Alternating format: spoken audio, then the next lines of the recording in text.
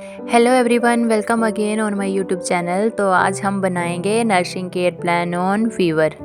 तो चलो स्टार्ट करते हैं। सबसे पहले हम पेशेंट का बायोडाटा लेंगे और वो इसमें मेंशन करेंगे। ये चीज़ें हम पेशेंट या उसके अटेंडेंट से पूछ के सारी चीज़ें इसमें लिखेंगे, ठीक है। सो उसके बाद लास्ट में हम पेशेंट का डायग्नोज भी लिखेंगे जो फाइल पे लिखा होगा। सो उसके बाद हम पेशेंट की चीफ कंप्लेंट्स लिखेंगे, जिसमें कि पेशेंट से पूछ के उसको क्या क्या प्रॉब्लम्स हो रही हैं वो सारी चीज़ें हमने पूछ के इसमें मेंशन करनी। उसके बाद हम लिखेंगे प्रेजेंट मेडिकल हिस्ट्री पेशेंट की। उसके बाद लिखेंगे पास्ट मेडिकल हिस्ट्री। उसके बाद पास्ट सर्जिकल हिस्ट्री और पास्ट मेडिकल हिस्ट्री। ये सारी चीज़ें पेशेंट से पूछ के हम इसमें मेंशन करेंगे। तो उसके बाद हम लिखेंगे पेशेंट का सोशियो इकोनॉमिक स्टेटस। उसके बाद एनवायरनमेंट हिस्ट्री, जिसमें ये सारी चीज़ें हम पेशेंट से पूछेंगे और इसमें ऐड करेंगे। उसके बाद हम लिखेंगे पेशेंट की फैमिली हिस्ट्री।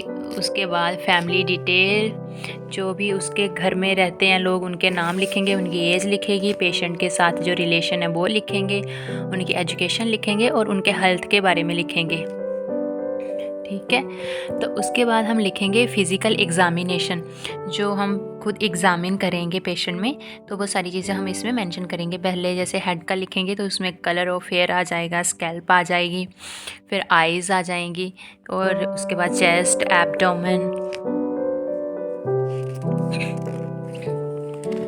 उसके बाद स्किन, उसके बाद मेंटल स्टेटस क्या है पेशेंट का, उसके बाद नोज़, ईयर, और उसके बाद हम बनाएंगे फैमिली ट्री, जो कुछ इस तरह से बनेगा।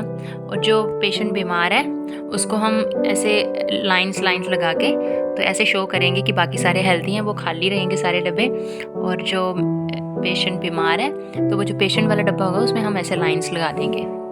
सो उसके बाद हम बनाएंगे फैमिली की।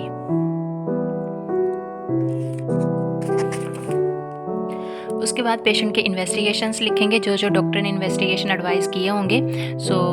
सारे इन्वेस्टिगेशन जो है वो हम इसमें लिखेंगे और उनकी वैल्यू क्या है, पेशेंट की क्या वैल्यू आई है, और रिमार्क में लिखेंगे कि कौन सा इन्वेस्टिगेशन उसका नॉर्मल आया है और कौन सा एबनॉर्मल है। तो उसके बाद हम लिखेंगे नर्सिंग डायग्नोसिस। नर्सिंग डायग्नोसिस 3, 4 या 5, कम से कम 5 होने चाहिए। चलो नेक्स्ट लिखते हैं हम। उसमें आ जाएगा मेडिकेशन। तो क्या क्या मेडिकेशन डॉक्टर ने एडवाइस करी है पेशेंट को, कैसे कैसे एडवाइस करी है, उसकी डोज, रूट क्या है, और रिमार्क लिखना है कि कौन सी मेडिसिन किसके लिए दी हुई है, ठीक है। तो उसके बाद हम लिखेंगे नर्सिंग गोल। नर्सिंग गोल हम 2 पार्ट में डिवाइड करते हैं। जैसे पहले शॉर्ट टर्म गोल आ जाएगा और उसके बाद हम लिखेंगे लॉन्ग टर्म गोल, ठीक है।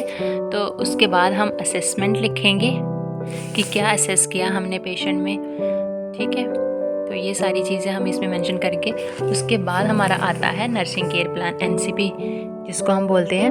तो वो यहाँ पे हमने इसमें लिखना है असेसमेंट लिखेंगे। असेसमेंट में सब्जेक्टिव डाटा और ऑब्जेक्टिव डाटा आएगा। उसके बाद नर्सिंग डायग्नोज क्या है और उस डायग्नोज के हिसाब से हम गोल और प्लानिंग करेंगे और इंटरवेंशन और इवैल्यूएशन लिखेंगे, ठीक है।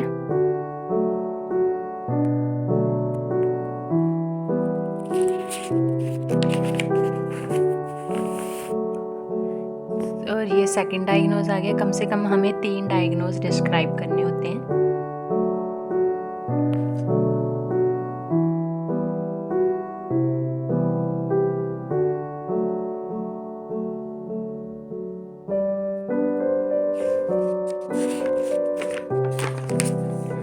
उसके बाद हम पेशेंट की हेल्थ एजुकेशन लिखेंगे और जो उसको एडवाइस करेंगे कैसे क्या करना है, वो सारी चीज़ें हम इसको हेल्थ एजुकेशन में लिखेंगे। जैसे कि उसको कैसी डाइट लेनी है, तो पहले डाइट के बारे में लिखेंगे।